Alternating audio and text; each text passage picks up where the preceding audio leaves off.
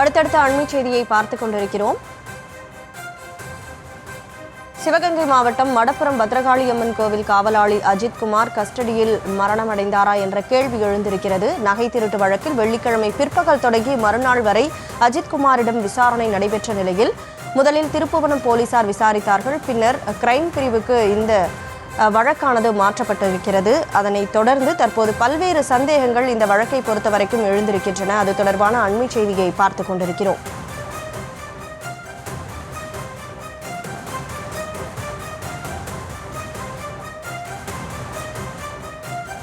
இந்த விவகாரம் குறித்து தன்னுடைய கருத்துக்களை பதிவு செய்வதற்காக மனித உரிமை செயற்பாட்டாளர் திரு ஹென்றி டிஃபேன் இணைப்பில் இருக்கிறார். சார் வணக்கம். அஜித்குமார் கஸ்டடியில் உயிரிழந்தாரா?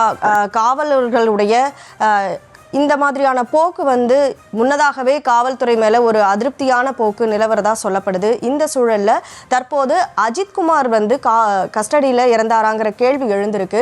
நீதிமன்றமும் இந்த காவல்துறைய செயல்பாட்டை கடுமையாக கண்டிச்சிருக்கு. தற்போது இந்த விஷயத்தை நீங்கள் எப்படி பார்க்குறீங்க? இதை எப்படி காவல்துறை ஹேண்டில் பண்ணியிருக்கணும் அப்படின்னு நினைக்கிறீங்க? திமுக அரசினுடைய 24வது கஸ்டோடியல் டெத் இது.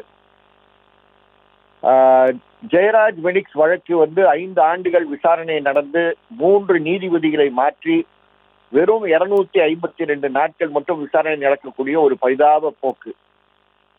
ஸ்டெர்லைட் கொலையில இன்னும் வழக்குகளை துரிதமாக கொண்டு செல்லவில்லை திமுக அரசு.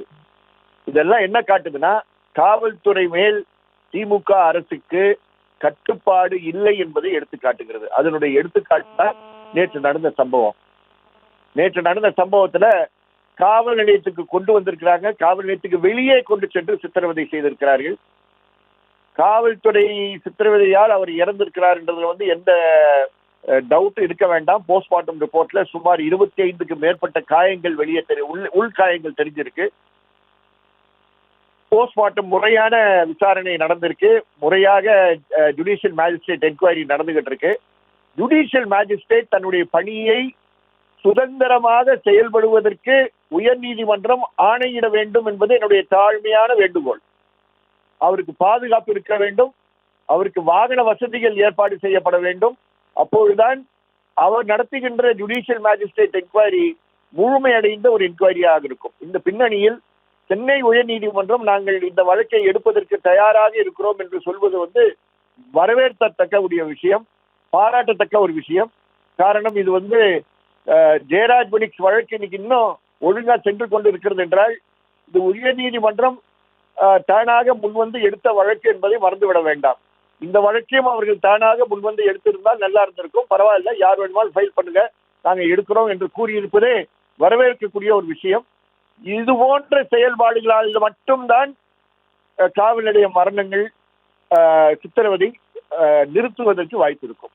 ஜுடிஷியல் மேஜிஸ்ட்ரேட்ஸுக்கு நல்ல வசதிகள் கொடுக்கணும். காவல் நிலையங்களை நம்பி, காவல்துறையை நம்பிதான் அவர்களுடைய பயணங்கள், அவருடைய மூவ்மெண்ட்ஸ் இருக்கிறோன்றது கண்டிப்பா எப்பொழுதும் இருக்கக்கூடாது.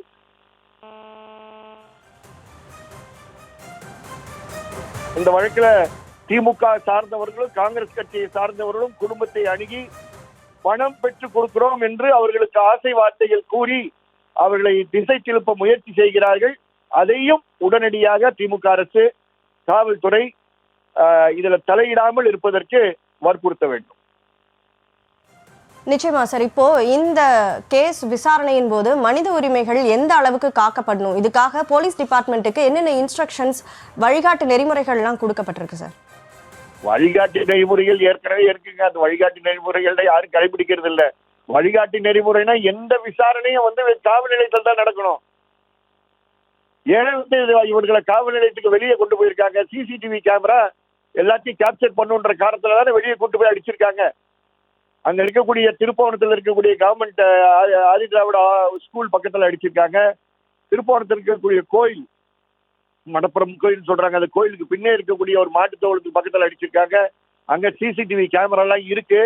அதனால உடனடியாக மேஜிஸ்ட்ரேட் இண்டிபெண்டா என்கொயரி பண்றதுக்கு உயர் நீதிமன்றம் உதவி செய்ய வேண்டும். இதுதான் முக்கியம், இதுதான் அர்ஜென்ட். அதான் இம்மீடியட்டா செய்ய வேண்டும். குடும்பத்துக்கு நஷ்டஈடு கொடுக்கணும், அதுல எந்த டவுட்டும் கிடையாது. குடும்பத்துக்கு கண்டிப்பா நஷ்டஈடு கொடுக்கணும். ஆனா அரசு கொடுக்கிற நஷ்டஈடா இருக்கணும். காவல்துறை வசூல் பண்ணி அரசியல்வாதிகள் மூலமாக பேச்சுவார்த்தை நடத்தி எஸ்பி அவங்க வீட்டுக்குள்ளார போய் உட்கார்ந்து பேச்சுவார்த்தை நடத்துறதெல்லாம் காவல்துறையுடைய தரத்தை குறைக்கிறது, ஒரு ஐபிஎஸ் ஆபீசருடைய தரத்தை குறைக்கிறது என்பதை வருத்தத்துடன் பதிவு செய்கிறேன்.